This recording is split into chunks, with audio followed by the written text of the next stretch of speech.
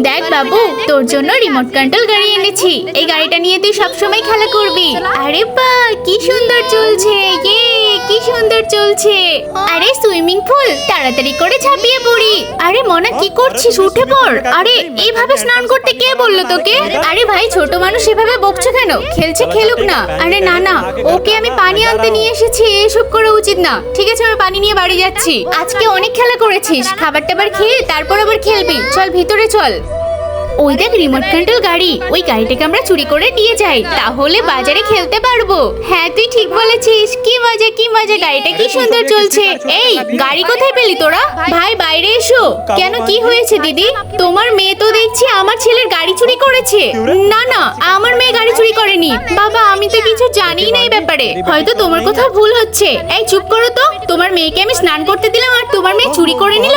আরে বোন, না না, আমার ছেলে চুরি করেছে। আমি তোমাদের কাছে ক্ষমা চাইছি। ভাই পারলে ক্ষমা করে দিও, না বুঝে অনেক কিছু বলে দিয়েছি। ঠিক আছে, তোমার মেয়েকে পরে পাঠিয়ে দিও।